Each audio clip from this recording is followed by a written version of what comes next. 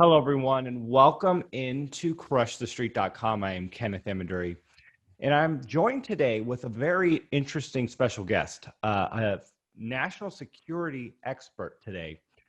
He wrote the book entitled Stealth War: How China Took Over While America Slept. He was the chief architect for the Trump administration's widely praised national security strategy and the senior director for strategy to the president at the National Security Council. So we're going to be speaking to a real expert today, General Robert Spalding. His website is generalspalding.com. And we're going to cover the gamut, especially as we go into the November election, the craziness that's leading up to it, the craziness that we've seen in 2020, my goodness. So I think he's going to have a lot of interesting insight as to where we are today as a country. So General Robert Spalding, thank you so much for joining me today at Crush the Street. Thank you. Great to be here. Well, let's start here. Trump has been firm on China from the beginning. And I'd like to start with this question. He stood up to them in one form or another, but talk to us a little bit about your book, Stealth War, and what China has been doing to the U.S. as it continues to forward its own agenda. Well, put simply, it's their use of globalization, the internet, to influence societies and institutions within democratic societies. So corporate America, Wall Street, our political system, academia, our science and technology institutions, the media, it just goes, it's pervasive across our entire society. And it's really, in many ways, very much like the United States was able to extend its soft power around the world through its private enterprise. So it's using private enterprise to not only incur an economic benefit, but also a social and political benefit. And I think the authoritarians of the world were the first to recognize the power of the internet for spreading ideas. And the Chinese Communist Party built the Great Firewall. The Russians, of course, have figured out how to disconnect from the global internet and continue to have their more of an intranet for Russia. So the authoritarians figured out that this, could be used against their own regimes in their own countries, and therefore they sought ways to control it. And if you remember back during the China entry into the WTO, when President Clinton famously said, trying to control the internet is like trying to nail Jello to the wall. Well, what he didn't anticipate was that the democratization of the internet was only one form it could take. And certainly with the rise of Silicon Valley and the tech companies and their use of data and the ability to use that data to influence, but with big data and artificial intelligence and machine learning, that the Chinese Communist Party would figure out a way to weaponize that against the free world. Absolutely. And one thing Trump has been very firm on is currency manipulation. Could you speak to that a little bit and how, as it pertains to what sort of threat that is to the U.S.? Well, there's opponents on both sides of the debate. Do the Chinese Communist Party manipulate currency? Do they not? Let me ask you this. Is there any other financial system in the world that's connected to the global financial system that is as closed and restricted as the renminbi? I guess not. No, there's not. It's the only one that's allowed to be connected to the global financial system, yet is a non-convertible currency, has strict capital controls, and yet there's somehow this debate on whether or not the Chinese manipulate currency. It's part of their system. To some extent, you could say that all governments manipulate their currency in order to maintain liquidity or prevent inflation. I don't think that's really the problem. The problem is, when it comes to how you generate productivity, how you generate economic growth, I think nobody would disagree that access to capital is the main driving factor. And so what the Chinese Communist Party has created is essentially this money funnel, money trap. The money funnel is Hong Kong. And the ability to exchange Hong Kong dollar for US dollar is the ability to funnel money into China. But as it transits that border from Hong Kong to the mainland, and it gets exchanged by the People's Bank of China for renminbi, then that becomes a money trap. And the Chinese Communist Party has control of those US dollars. Now, those US dollars can then be turned around and used to purchase hard assets, whether that be a startup in the United States or in Europe, whether it be a company that they want to essentially acquire, whether it be to manipulate foreign political systems. This is, or whether it be to power the Belt and Road Initiative. All of these are sources for or uses of the money that comes from the West. So they have created essentially the way to drive and funnel, global capital into the areas that they find national imperatives. Robert, talk to us about this, if you would. Trump has referred to the COVID-19 illness as the China virus. I mean, is there any implication of this, any ties to the research and the analysis that you've done over the years for this? Well, first of all, you have to set aside the discussion with regard, did it originate in a lab? Did it originate in a wet market? I think that's a false question. It's not really pertinent.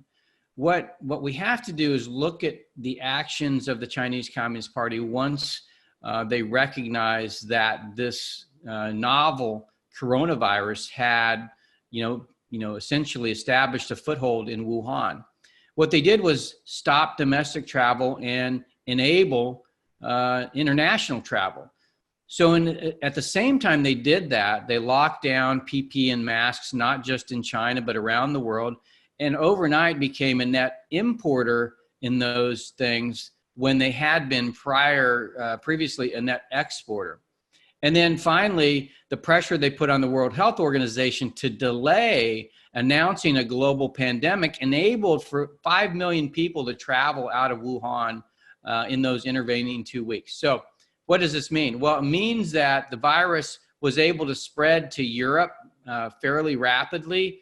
Now, the US worked quickly to ban flights from China to the United States, but they didn't do that on the East Coast from Europe. And so from Europe, it migrated into the United States. And, we know that the East Coast was the hardest hit by the coronavirus. So essentially, regardless of where you believe the virus originated, I think that's irrelevant. It's clear that the Chinese Communist Party sought the spread of the virus. Now, the question remains, why would they do this? There's a couple of reasons. One, they didn't want their economy to be the only one hit by the aftermath of the coronavirus, or they sought to take advantage. Either are plausible based on the actions that they took. And it's not the local officials in Wuhan. It was Xi Jinping himself who was in charge by his own admission of what was going on in Wuhan as early as 7 January. Well put. So let's shift over to what's kind of going on here in the US. How big of a deal do you believe this coronavirus is going to be going into the November election? One of the things that I've always told people, and my instinct was Trump was going to win in 2020 if the economy doesn't collapse. And going into March, seeing what we saw, that was largely in question. But with the response we've seen from government, the stock market is back and things seem to be getting on track here, but there's just so much misinformation. The divide is just so crazy. I'll just leave it there. I mean, what do you believe the implication of this is? And do you believe that it's going to have a significant impact on, November 2020? Well, I think the one thing that I failed to recognize early on, I thought this coronavirus would blow over quite rapidly.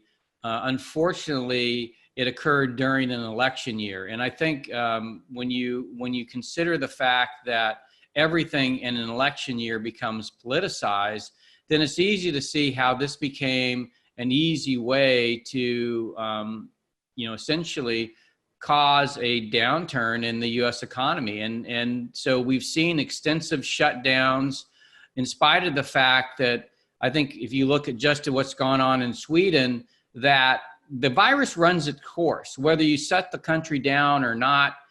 Those that are most at risk somehow are going to, be exposed to it.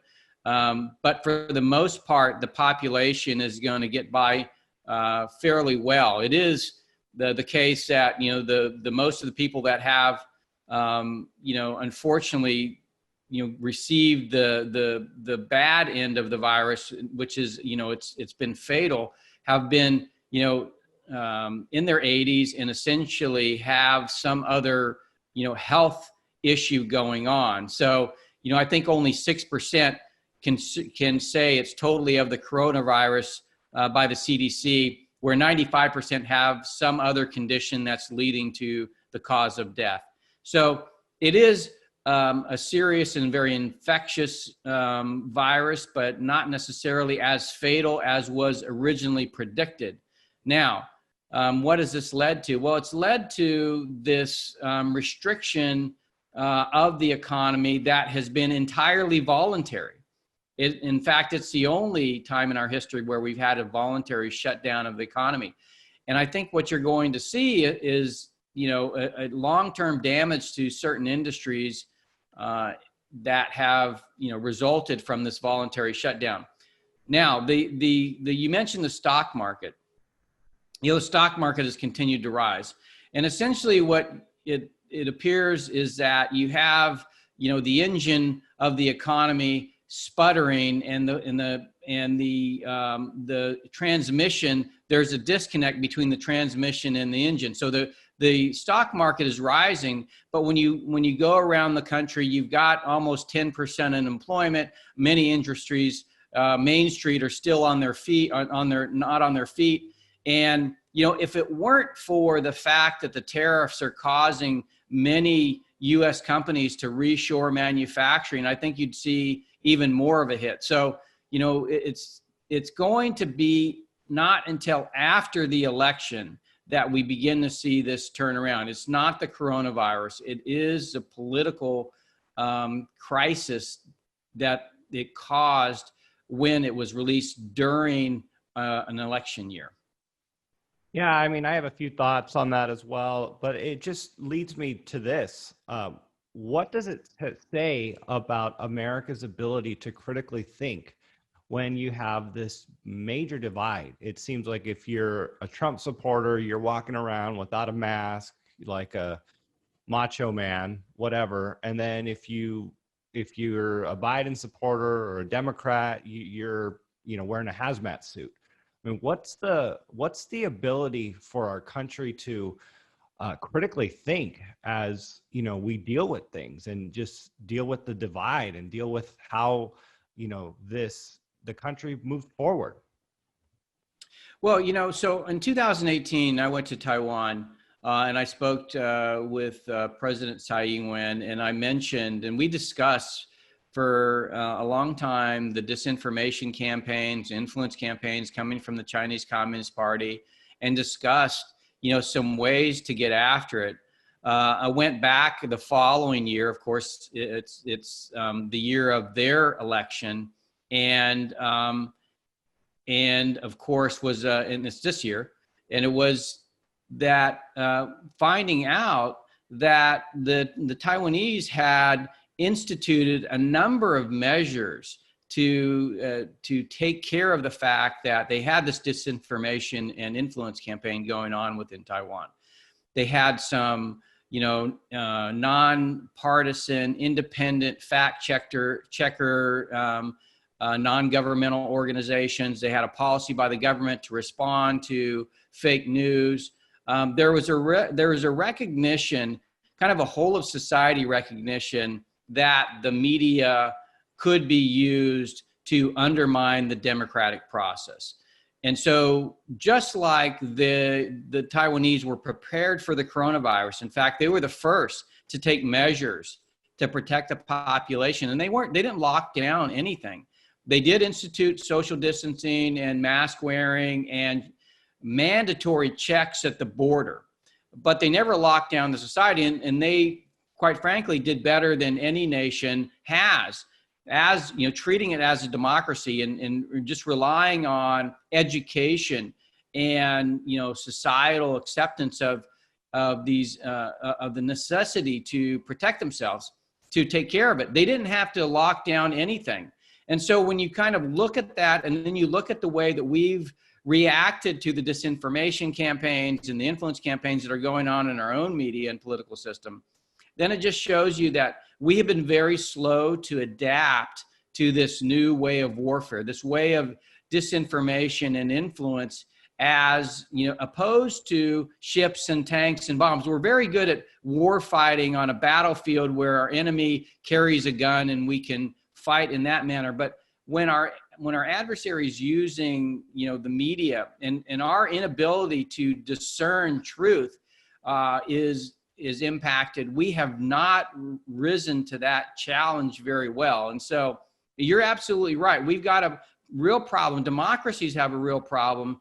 And consequently, this is why in the national security strategy, I called for a nationwide secure 5G network, because I knew as the ability to collect data on Americans increased, this inability to control what that data was used for is incredibly dangerous for our democracy. So understanding the war that we're in, that it's an information war, it's an ideological war, it's a psychological war, it's a political war, which is entirely the way that these regimes fight, as opposed to using tanks and ships and bombs, and then adapting to that and providing the type of education to our citizenry, providing the type of controls and security on the use of media, social media, influence, and data in the United States. These are all things that we have to, really get into in the 21st century if we're going to preserve the integrity of our democratic republic. Yeah, I couldn't agree more. And it's interesting what we're seeing now with the vulnerabilities and the susceptible nature of our current environment in 2020, massive dependence on government, massive subjected to government shutdowns and lockdowns. And my question to you is, if Biden wins, have we fast-tracked America's susceptibility to socialism?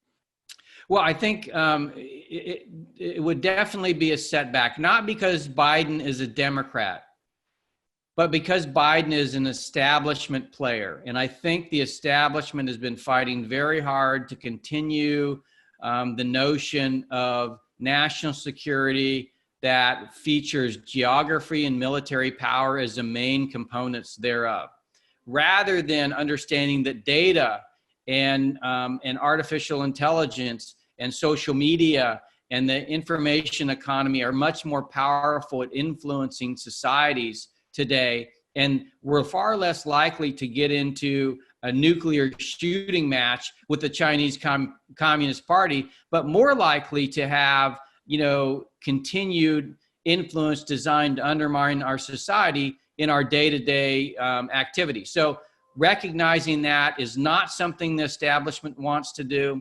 The president remarked about the military-industrial complex and its desire to keep buying the same types of weapons, to keep fighting the same types of wars. For example, we're spending $1 trillion on F-35s, $1 trillion on the F-35. The F-35 cannot be used against China. And so, if China is our greatest adversary and we're spending $1 trillion on one weapon system, and yet we're not willing to spend one dime to protect our own internet, it just shows you the disconnect in Washington, D.C. with regard to national security. And so that's what the challenge with Biden is. It's not that he's a Democrat. It's that he's an establishment player, and the people he will bring into his administration all uphold the same idea of national security, which is let's keep pouring money into weapons. Robert, I hate to do this to you. I don't know if you're comfortable with this or not, but I'd like to get your projections. What do you think is going to happen in November? You think we're going to see Trump another 4 years, or is Biden going to win? Well, I'm optimistic that the president's going to be reelected, but I also tried to cover my downside. So, either way, whether you're on the right or you're on the left, we're going to have to figure out how to deal with the world as it is, not as it was. And we're going to have to figure out how to preserve this republic. We're nearing the end of 250 years, which is about the time that these things come crashing down. So we're going to have to reinvest ourselves in our democracy, and that requires us. You talked about education. It requires us to get smart about the issues, to understand what's going on. The hit piece in the Atlantic. Anybody that understands information ops and disinformation could tell that was a hit piece. That was entirely cooked up for the campaign. We have to have the ability to discern.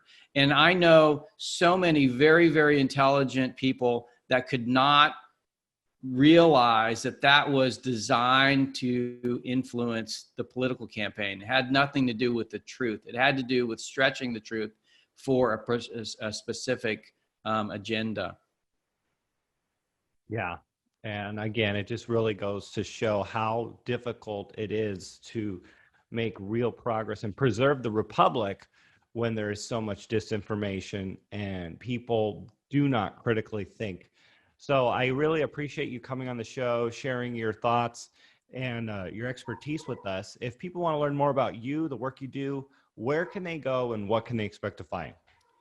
Go to generalspalding.com. You get the first chapter of Stealth War for free. I encourage you to read it. It'll explain everything about the Chinese Communist Party. And then, of course, follow me on Twitter at Robert_Spalding. Thank you for coming on the show, sir. Really appreciate it. Thank you.